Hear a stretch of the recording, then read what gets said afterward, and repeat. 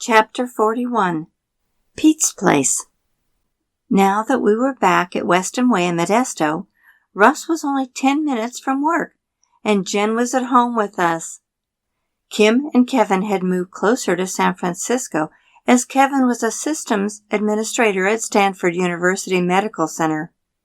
Since Mom had passed away, our immediate family became even more important. Sitting around the table with Kevin and the girls, we discussed buying a piece of property where we could all live, as the Florida family had done. I love the Antoine de Saint-Exupéry saying, "A goal without a plan is just a wish." So our plan was for each couple to set aside $200 a month and Jen $100 a month for 5 years. That should be enough for a down payment to achieve our goal. We held hands and prayed, "Dear God, thank you for all you have provided. If it's your will, please provide a place where we could all live together." But as quickly as we had devised the plan, we forgot about it, and none of us contributed to the goal. It wasn't long before we decided to sell Weston Way. We loved that home, but it had its challenges. It was next to the freeway, across from the Santa Fe Railway, with only a brick wall separating us from all the commotion. The trains rattled our windows, shook pictures on the walls, and blew their horns all hours of the day and night. As if that wasn't frustrating enough, the freeway ran between our backyard and the railroad tracks, buzzing with the sound of commuters headed towards San Francisco, starting at 4 a.m. The roar of engines, the whistles, the rattles, and the horns were an orchestra of endless clatter. The constant noise was chasing us away. We were surprised at how quickly it sold. With the help of Peggy Hauser, a real estate agent, we bought a 1-acre parcel 15 miles south of Modesto in Merced County. We left the freeway noise and trains for Pete's Place, which was quiet and surrounded by almond orchards and irrigation canals. It was a ramshackle 2-bedroom, 1.5-bath ranch-style home that needed a lot of work. We called it Pete's Place, after the previous owner. As there wasn't a repair or shortcut, he hadn't jury-rigged.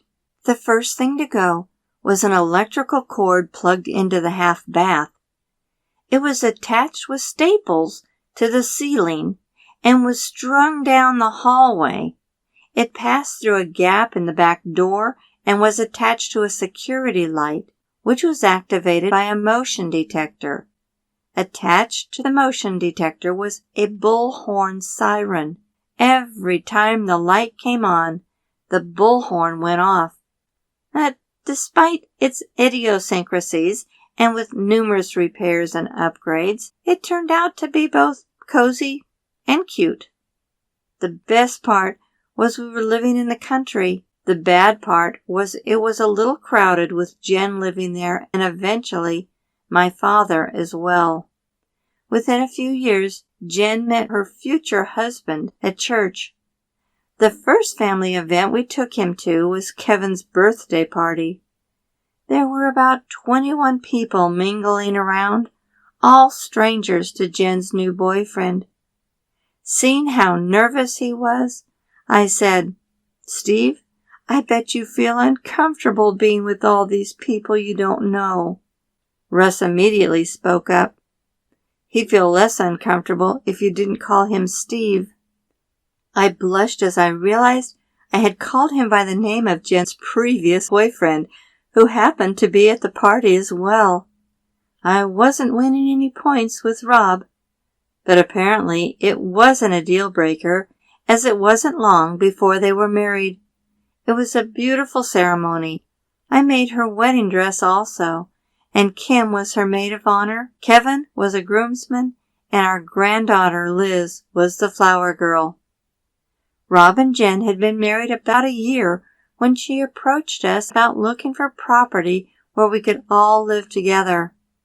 We spent several months researching places for sale, but only found 2 parcels, neither of which fit our criteria. One was 5 acres with a tiny house. The other was 7 acres with a rundown modular home. Eventually we gave up, and Russ and I decided to expand Pete's place to make room for Dad. He had moved into an assisted care facility, which proved to be a disaster. So we moved him onto our property into a travel trailer. We knew eventually he would be living in our home. We drafted plans to convert the garage into a master bedroom, and I headed to the courthouse for the permits. It was an unusually busy morning. As I entered the zoning department, Mr. King ended up coming from his office to assist with all the customers. He was the supervisor of expansion and zoning for Merced County, where we lived.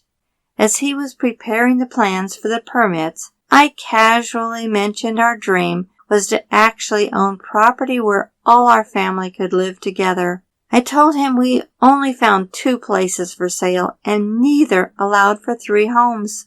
After a quick glance at the clerks who were assisting other customers, he pulled out Merced's plat map and asked where the properties were located. After pointing them out, he quietly tapped his finger on the 7-acre parcel on Petaluma Street and whispered, "If I were you, I'd buy this one." We had given up on buying anything, so his recommendation was futile. Still, I thought about the property. It was located on a narrow road full of potholes. The house was an old modular, and the back acre had been used as a dumping ground for odds and ends. I frowned, as it certainly wasn't anything we'd be interested in. Mr. King ignored my expression and continued in a low voice, "In a couple of months, this is going to be zoned AR and can be subdivided." He glanced at his fellow clerks one more time before whispering, "Into 1-acre parcels." There was no doubt in my mind God set this meeting up. His timing is perfect. I practically tripped over myself trying to get out the door. I couldn't wait to tell the others. Jen, Russ, and I drove by the place several more times that day. Late that night, I actually parked across the street to listen for adverse noises that might send up a red flag. It was perfectly quiet until a car pulled up beside me. He rolled his window down and asked, "What are you doing here?" It was a neighbor. With neighbors like these, I felt confident we would be happy and safe. We called Peggy Hauser to arrange a viewing. We visited the Petaluma property for the first time at the end of July. The owners were outside enjoying the weather, cooking over a barbecue, the doors wide open, letting in fresh air, and they were outside wearing shorts. It was inviting.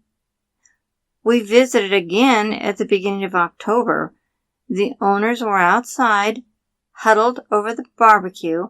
The doors were cracked open, letting in cold air, and they were outside bundled up in coats. It was mysterious. We put in an offer. It was 4 days before the agent responded. The appraisal came in way below our initial amount, so we withdrew it and made a new offer. It was frustrating dealing with people whose agent wouldn't return calls and seemed apathetic to our interest in buying.